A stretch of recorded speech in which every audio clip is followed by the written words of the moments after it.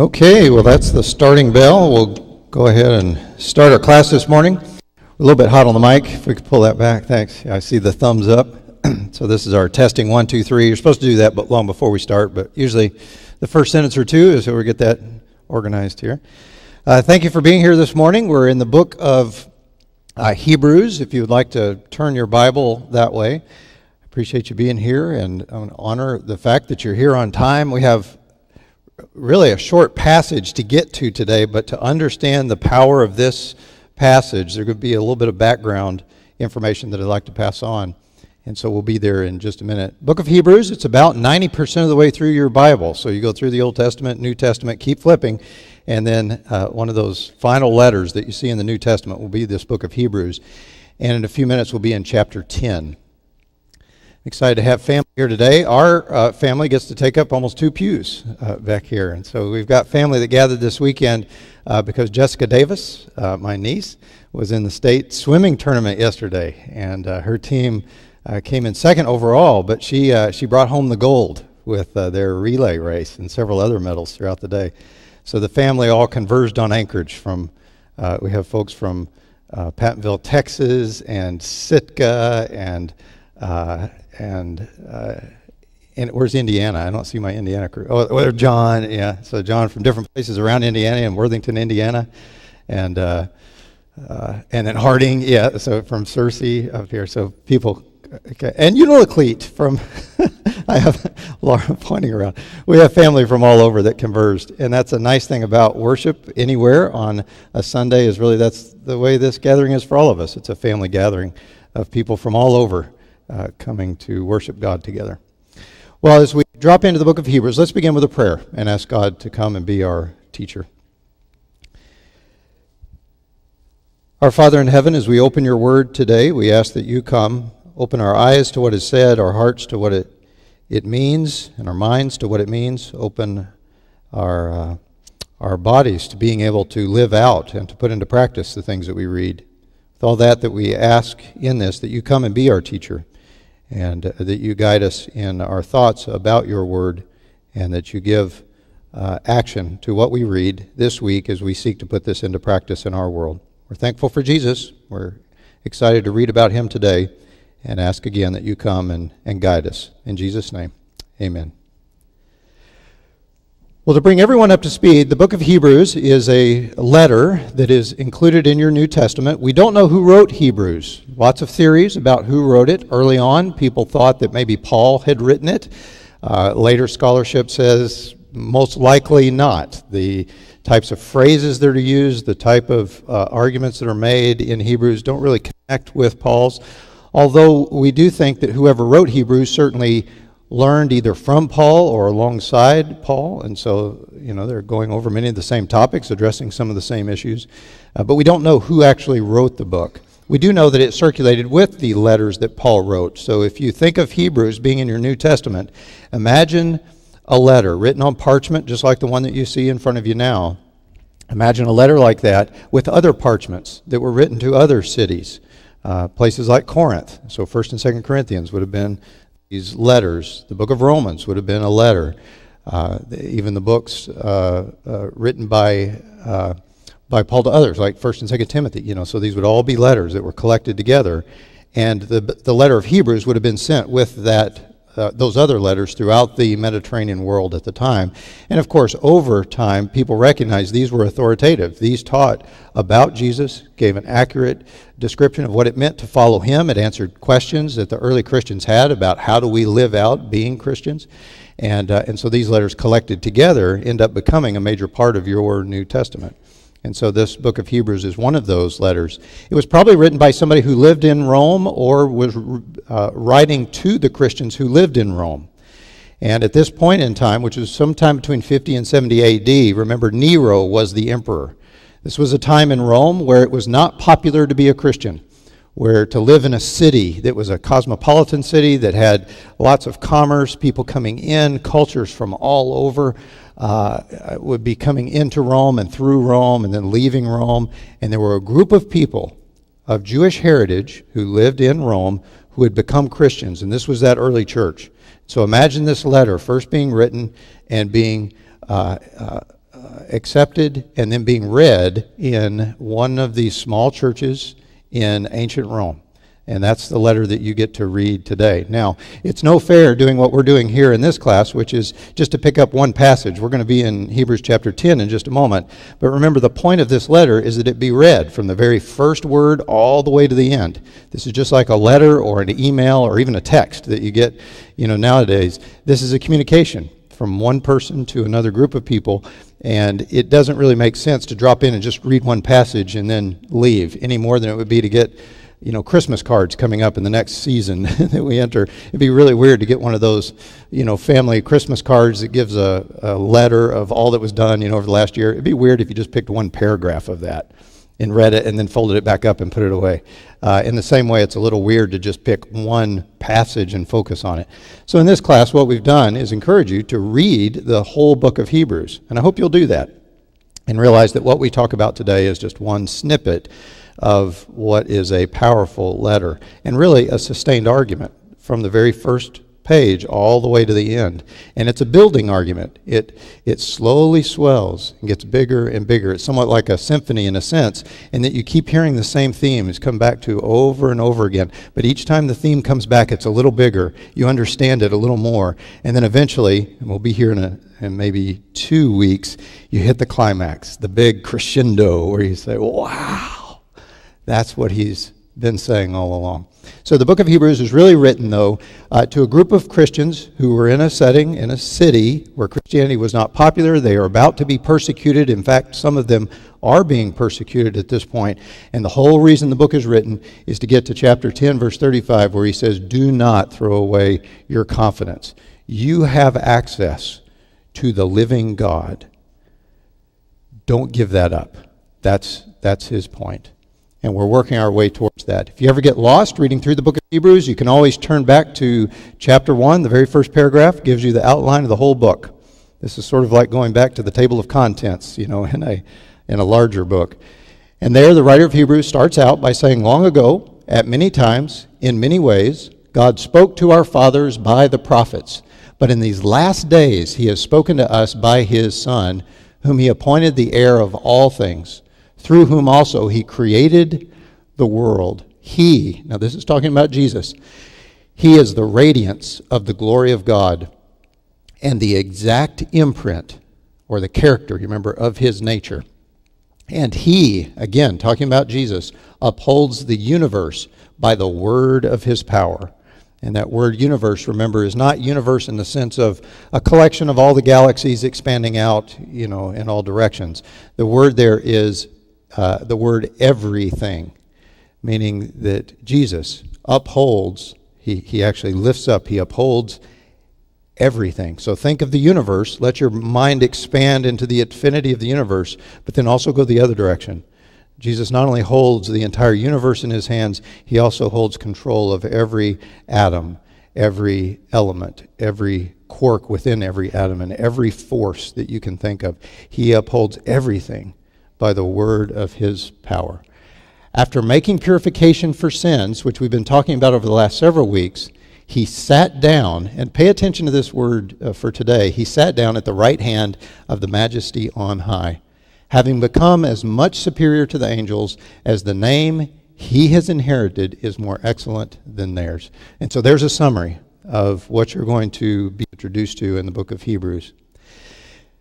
Now, I don't know if you can see this real well. I work for the State of Alaska Department of Corrections. That is always supposed to be followed with a disclaimer which says, I am not at work today. I'm not being paid by the State of Alaska to present any of the information that you're about to receive. Any views expressed by this teacher are not necessarily those of the State of Alaska nor the Department of Corrections. And I'm not being, as I said, not being paid today. Anyway, that's the big disclaimer to say that that this is not part of my work, and none of the preparation for today's presentation, I'm supposed to say that too, took place during work hours for which I was paid by you, the people of Alaska, to do my work. But I get an incredible privilege, as I've told several of you. As a physician, I'm a primary care physician, and I take care of people in Alaska's prison system. So I get to take care of those patients in Alaska's gated community. And this is our signature hole. This is the maximum security prison down in Seward. which is a beautiful spot. If you had to be incarcerated, I mean, imagine a view like that out your window, each day. I'm not saying that that's where you should enjoy being, or for it to be your goal to be there. But I am saying this is a beautiful place, but it's a reminder that even in a beautiful place, we have a big problem. And we, and by this I mean all of us as a society, have not figured out how to take care of the problem of evil. And so you'll hear, even, and we're in a political season now where we'll have elections here this week, and much of the rhetoric, much of the campaigning is based on being able to take care of the problem of crime. And really when we talk about the problem of crime, we're talking about one aspect of the problem of evil. And we struggle with how do you take care of this? And so in the area of criminal justice, there are huge debates about whether or not our justice system should be focused on what's called retributive justice, meaning there's retribution. You've committed a crime, therefore you should pay the price, pay for your crimes. There's a retribution. And others say, wait a minute, there has to be not just a retribution, but a restoration. There has to be a sense in which the person is being restored back to being able to come into our community. The main reason we put people in a maximum security prison is for public safety. It's really to protect our communities. But people don't stay in prison. This is not a static population. In the state of Alaska, within 3 years, 75% of people who are right now in this prison will once again be our neighbors, will be our friends, will be our family members. And so there's this sense in which we say, how do we help restore people so that once they're released back into the community, we are good neighbors to them and they are good neighbors to us. And so this is something that we have struggled with. But it's not a new struggle. This is something that we've struggled with for all time. Leo Tolstoy, who wrote, among other things, many big books, actually wrote a small book. His last book is pretty short, called Resurrection. But one of the things that Tolstoy points out over time is a problem with our prison systems.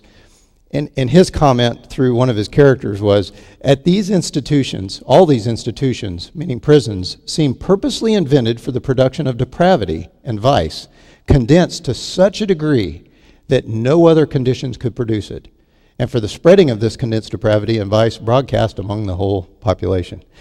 It's kind of a dour way of looking at criminal justice. But what he was saying is that our prison systems, and here he's talking about the Russian prison system, but this is true all across the world, is that with our approach towards criminal justice, what we end up doing is concentrating evil, but we don't get rid of it.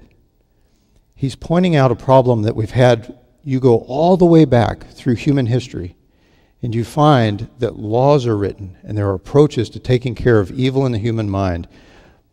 But regardless of how we concentrate it, treat it, there are no number of laws, there are no number of consequences to law that ever remove evil from the mind of a person.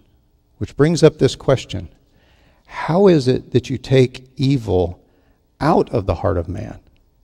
How can that be lifted out? Well, there are two types of evil. If you go back and read through the experts in philosophy and those who talk about the problem of evil, there's usually a division between natural evil and moral evil. So natural evil would be things like earthquakes, epidemics, disease, things that we don't have control over necessarily. And when an earthquake occurs, it's not because a moral agent decided, I'm going to shake the earth. It's a natural process.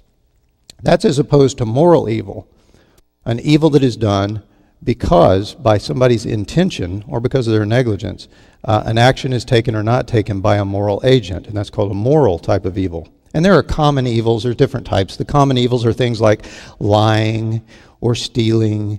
You may put exploitation into that category. And so there are things that are pretty common. In fact, most of us this week were either tempted to or might have even committed one of these moral evils that are common to man.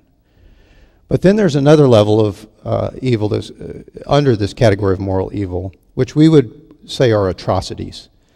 This is where you have a psychopath who murders numerous people, like, a couple weeks ago in a synagogue, or a school shooting. or something like that. These are atrocities. Some murders are just grotesque. Turn your stomach, if not your mind, if you were to see the aftermath of one of these atrocious types of evil. And then some people have talked about what a neurosurgeon writing back in the 70s called Syndrome E for evil. It's where an entire community, an entire country, an entire culture can end up doing evil. So the big example of that is Nazi Germany, where an entire culture is conditioned to commit a huge evil against another group. It happens again in Rwanda, happens in places like North Korea. There's examples that you see coming up where entire cultures seem to be conditioned or come to a point where as an entire culture, the culture does something evil. So all of those are forms of moral evil, which brings up again this question of how do we get rid of evil in the human mind? Well, understand that this is not just a problem for Christians or for those of us who are followers of Christ. It's not only a problem for those who are theists. The problem of evil is also a problem for those who have no religious affiliation at all. It's a problem for those who are atheists. One of those who's popular right now is Sam Harris, is a atheist who has many disciples. Many people follow him. He's quite entertaining, to listen to. Vehemently against anything that smells of religion. Even talks about making fun of anybody who makes any kind of statement in public that Jesus was born of a virgin or that he raised from the dead. He said that's like committing intellectual suicide. So that's just to tell you the type of person who makes this statement. But it's to make this point that this problem of evil doesn't go away if you say God doesn't exist. It's a problem that we all deal with as human beings. And he makes this interesting proposal in this book, The Moral Landscape, where Sam Harris says, consider what would happen if we discovered a cure for human evil. Imagine, for the sake of argument, that every relevant change in the human brain can be made cheaply, painlessly, and safely. The cure for psychopathy can be put directly into the food supply, like vitamin D. Evil is now nothing more than a nutritional deficiency. Can you imagine if we found the cure for evil? Now, I know because many of you are followers of Christ, and you are here today on a Sunday to worship because you believe there is a cure for human evil. You recognize that there's a solution. What Sam Harris does not anticipate, of course, is the next question, and that question is, to what standard would we restore this dysfunctional human cortex? So what's going to be your standard? So his question is a good one. And if you were given the opportunity, if you were on the panel of people who said, we found a cure for human evil, can we release it? Can we approve this? If you were on the FDA panel or board that approves this new treatment for human evil, would you vote to approve it? I think most of you would say, yeah, let's get rid of evil in the world. But to do so means that you're going to anchor your understanding of good and evil in one of two places. And this is what is going to link us back to the book of Hebrews. If we are to get rid of evil in the hearts and minds of human beings, you're going to anchor your understanding of evil in one of two places. Now, if you are a product of your culture, which is really tied back to being Epicureans who believe that the greatest happiness comes from maximizing pleasure, and the maximum happiness or the maximum pleasure and the maximum intensity, the maximum immediacy.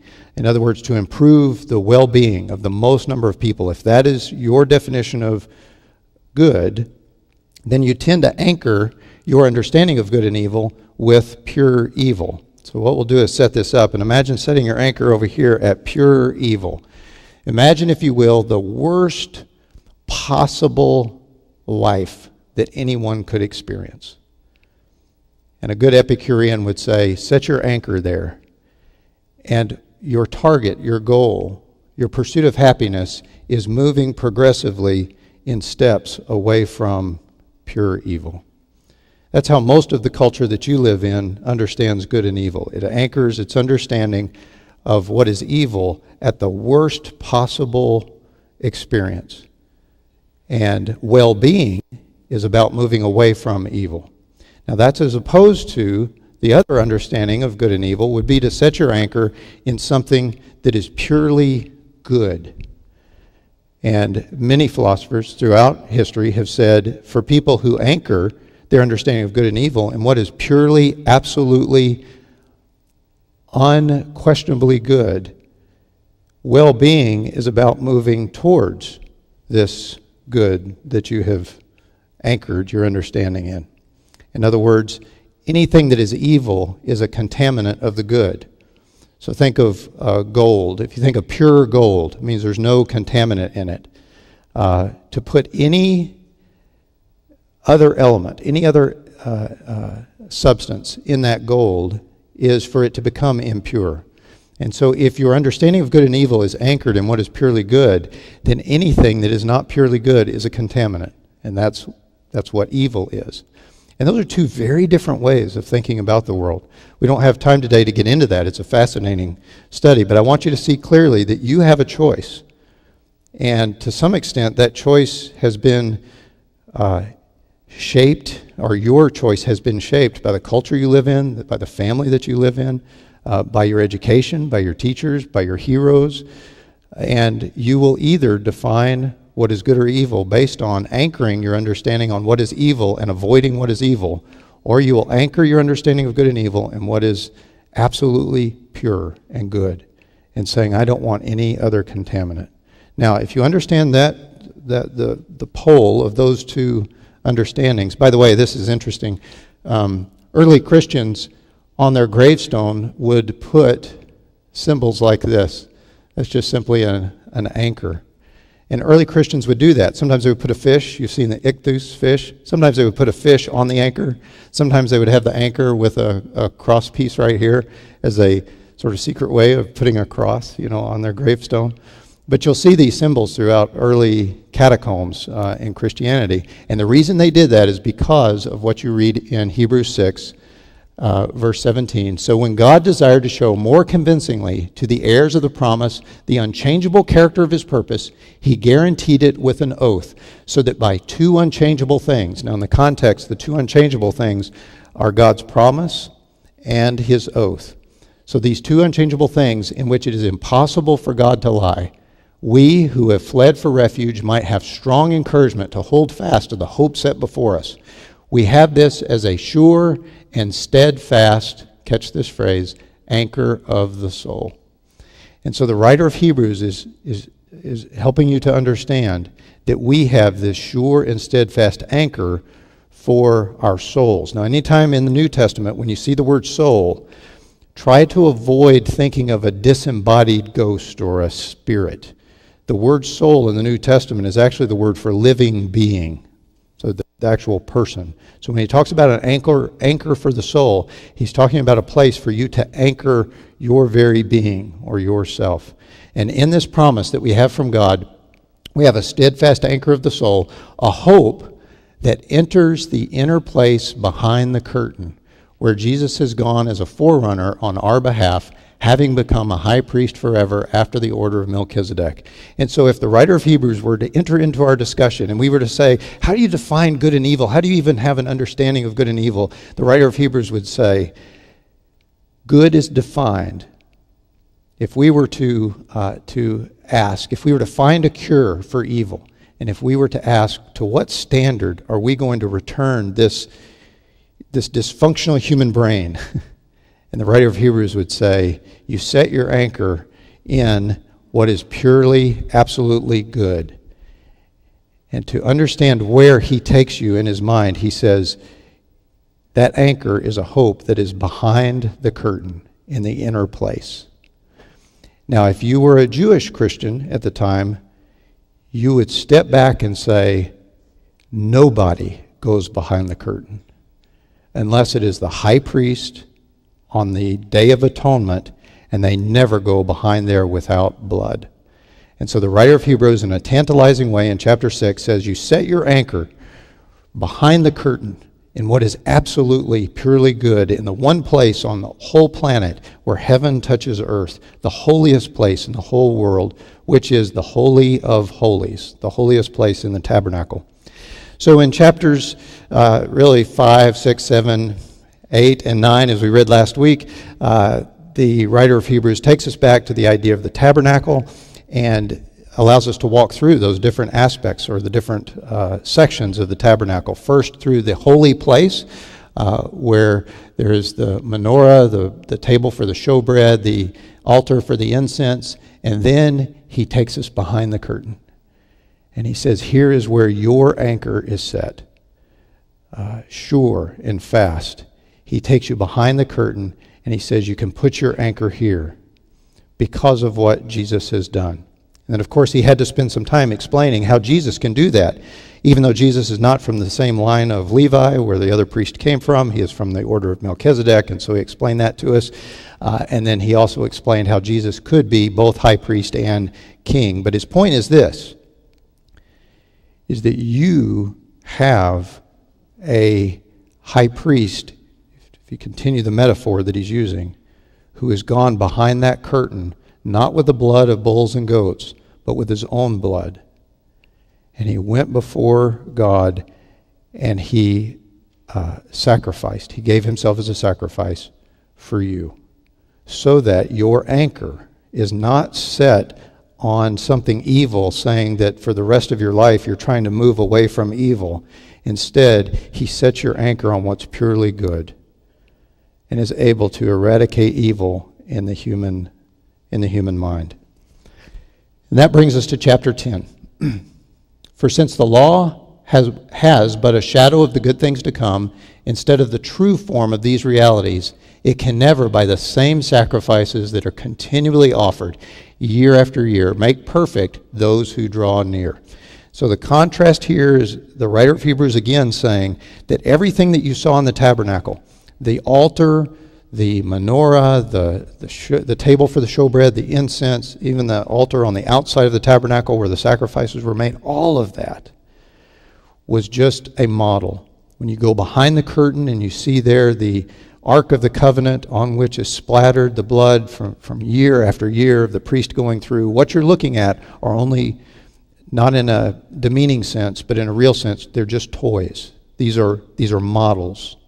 They're not the real thing. Or at least not the fullest thing. It's kind of like, a child playing with a car. And I remember as a kid building models of airplanes, and then all over my yard flying these airplanes on all kinds of missions, this little model. And then I would put it on a string and see how I could get it to fly around. And then later I would put fireworks inside the models that I had made and show it blow up, because it was this massive battle. And then how does he fly the airplane? So I was pretending these were all models. But there was nothing compared to that day as, in training when I was to become a private pilot and the instructor hops out of the plane and says, "This is the day you solo." And to feel the pull of that yoke and the plane go up, and then to be up in the air thinking, now I've got to figure out how to get it down, And you understand the difference there. I was no longer in a model being flown around. It was the real thing. And that's the picture that the writer of Hebrews gives, that year after year as they went through this exercise in the tabernacle, it was just a model. It was just playing with this idea of coming in contact with God, because the real experience was to come with Jesus. And the writer of Hebrews says that what they did year after year could not make perfect. It could not take care of the sin problem. Otherwise, would they not have ceased to be offered, since the worshipers, having once been cleansed, would no longer have any consciousness of sins?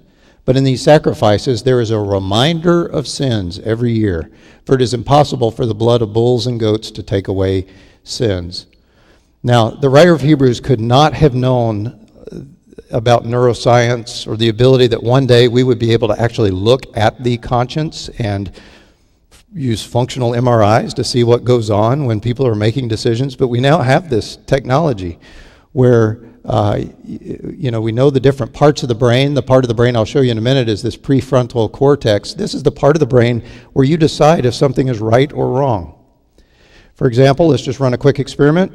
I'll give you a little heads up. Think about which hand is your right hand, and then it'll seem a little weird. Some of you will wonder if you even should do this, but just raise your right hand. Okay, excellent. Go ahead and put it down. Now I noticed that some of you did not do that. And the reason is this. When I asked you to raise your right hand, some of you in the prefrontal cortex had a debate about why is he asking me to raise my right hand? I don't have to raise my right hand. I don't have to do anything that he says, Now, others of you have a pretty loose prefrontal cortex, and you said, oh, he's the teacher. He said, raise my right hand. I'll raise my right hand. But that whole debate went on up here in the front of your brain. The actual raising of the right hand happened on the left side of your brain back in what's called the motor cortex. But your motor cortex will not act. You will not do something unless that front part of your brain has already made the decision that this is the right thing to do. And so we can do these functional MRIs. This particular MRI set is meant to show you on the left, this is a normal brain, and on the right, these are the brains of people who are psychopaths. So they have some type of psychopathology. And so what they did was to show images of atrocities, horrible scenes, to people while they were sitting under this functional MRI machine. And in the normal person, the prefrontal cortex just lights up. Whenever you see these atrocities, there's this reaction saying that is not right, and we know that's connected to the emotional centers of the brain. But for some people, there's what neuroscientists have called a cognitive fracture. There's like this separation. This is what was meant probably by Paul when he was writing to Timothy, and he said there are certain people whose conscience has been seared as if with a hot iron. It no longer works properly. And so even though the writer of Hebrews, nor Paul, nor anybody could fully understand, what they did understand was just human nature, human behavior. And it's pretty clear that there are some people who have lost this ability to recognize when something is evil. And that's when this area of the brain no longer lights up. And if you understand that, then it makes sense when Paul says, this second part, verse 2, when the writer of Hebrews says in verse 2, otherwise, would they not have ceased to be offered these sacrifices year after year, since the worshipers, having once been cleansed, would no longer have any consciousness of sins? But in these sacrifices there's a reminder of sins every year. For it is impossible for the blood of bulls and goats to take away sins.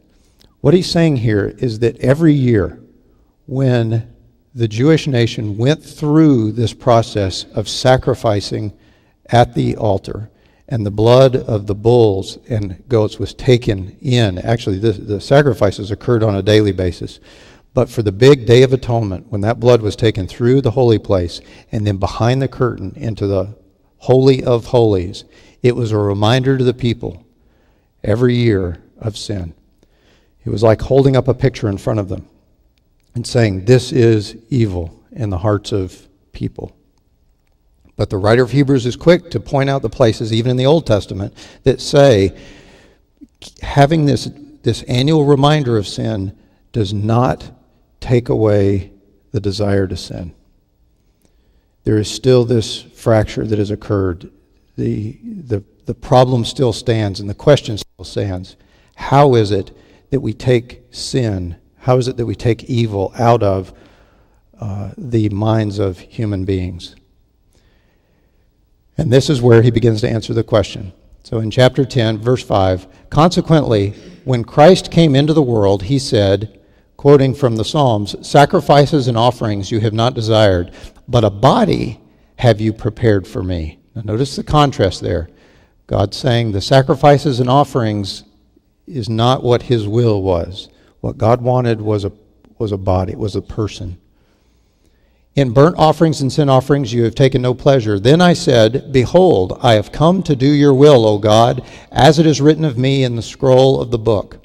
So when he said above, you have neither desired nor taken pleasure in sacrifices and offerings, and burnt offerings and sin offerings, these are offered according to the law. Then he said, behold, I have come to do your will. He does away with the first order, in other words, the sacrifices, in order to establish the second, Jesus presenting himself, his body.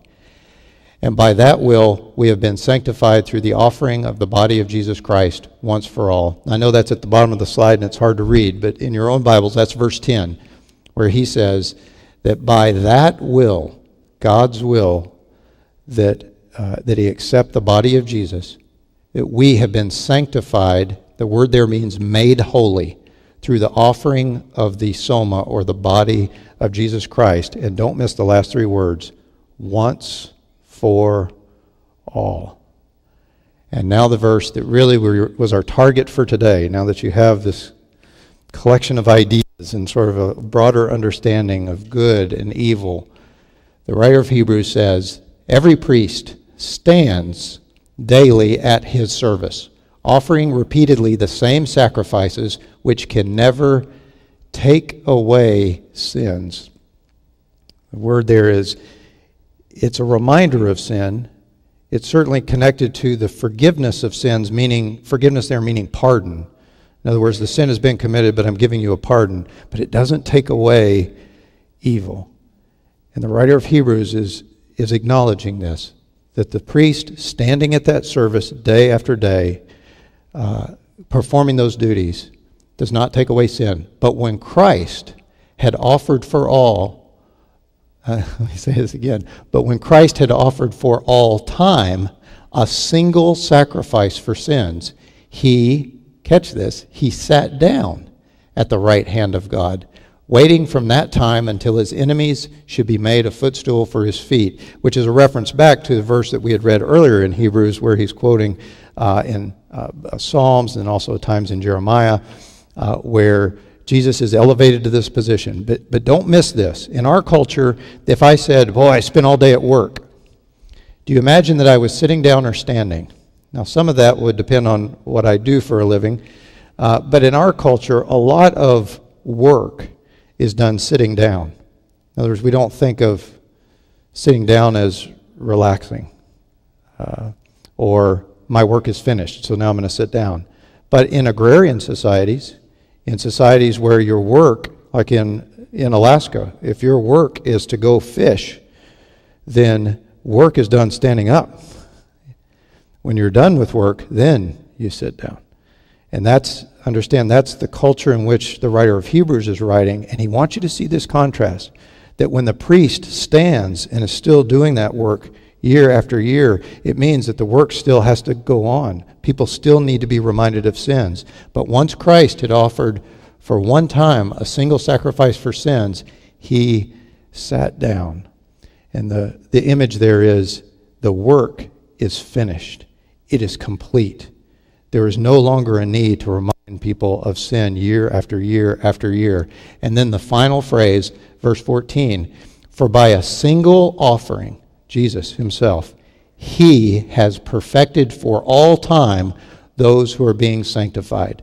The word there, perfected, is the word complete, or teleos. It means to finish. So it's perfect, not in the sense of just moral perfection, but in the sense of all the work is done. So he, by a single offering, has completed the work, and I like this term, for all time, but it's probably better translated the word continually. So he one time made everything perfect, but continually going forward forever. And that's the idea. All of those who are being sanctified, and that's all of us, are being made holy. Which brings us back to that question you remember we were introduced to earlier, and that is, imagine if we found a cure for evil in the human mind. And the writer of Hebrews says, we found it.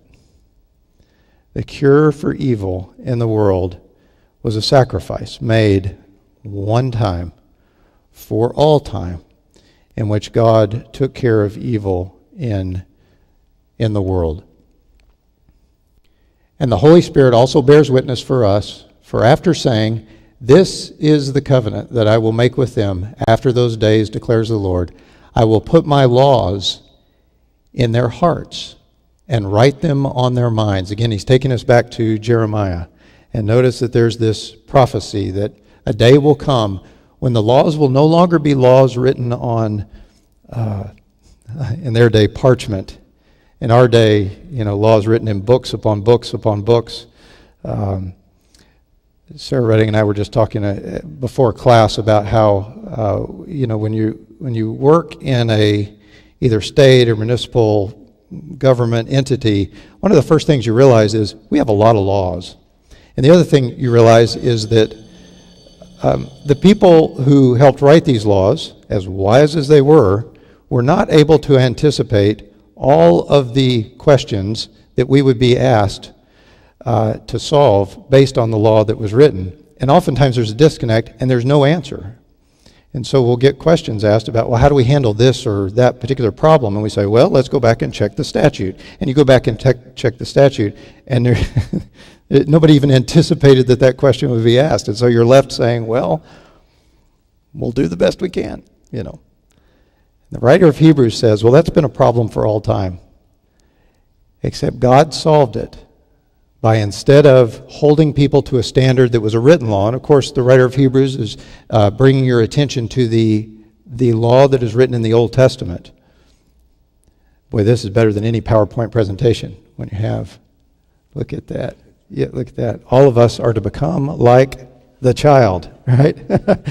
That's what Jesus did with a PowerPoint. He would just bring a child and say, this is our goal. And we've been talking today about good and evil, and the beauty of that is the idea of innocent trust. That's what God restores. But he doesn't do it by writing a law and saying, keep this list of rules. And if you keep this list of rules, then you'll be declared good. Instead, what the writer of Hebrews says is that he will write the law on their hearts so that you can anchor your understanding of what is good back there behind the curtain in the holiest place. Anchor your understanding of good in God himself. He puts that on your hearts, and he writes that, and here's that comment about, what if you could make every relevant change in the human mind so that it no longer knew evil, the way Eve came to know good and evil when she first took that fruit and handed it to Adam. What if you can make every relevant change? And that's what he says happens here, that God will put his laws on their hearts and he will write them, make every relevant change in their mind. And the only being in the entire universe who can do that is the one who upholds everything, all that is huge, and down to the smallest neuron or signal that is sent down the neuron of brain, to have control over that, to write what is good on their minds. And then he adds, I will remember their sins and their lawless deeds no more. Where there is forgiveness of these, there is no longer any offering for sin. And so we end this week with this final comment, and that is saying this, that where God has forgiven sins, the writer of Hebrews wants you to understand, there's no longer any need for a sacrifice, where somebody goes into a temple day after day or year after year to remind people of sin. He's saying for one time, the problem of evil has been addressed. Now there's two sides of this. The first is the forgiveness or the pardon of past evil. But the second part that he alludes to, and we'll get it to the next few weeks, is how does he then change people to no longer want to do evil? And God does both of those through his son Jesus, who completed the work, went through the curtain, paid the price for your sin, and then he sat down because the work was done. Yeah. So that's our class for today. I hope that's just a snippet and an encouragement for you to go back and read the whole book of Hebrews and see how this message today fits in to that incredible message that is that entire book of Hebrews. So that's our transition time into to worship, and I appreciate you being here today. I was asked to announce this now.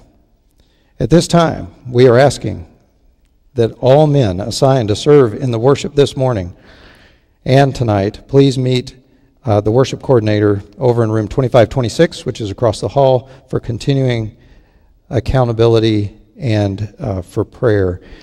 And John is doing that now during the transition time because several of you who are participating either this morning or this evening, what we're trying to do now is gather folks before worship together to make sure we're prepared for worship, both in terms of logistically who's doing what, but more importantly preparing for helping to lead the family here in worship that's upcoming.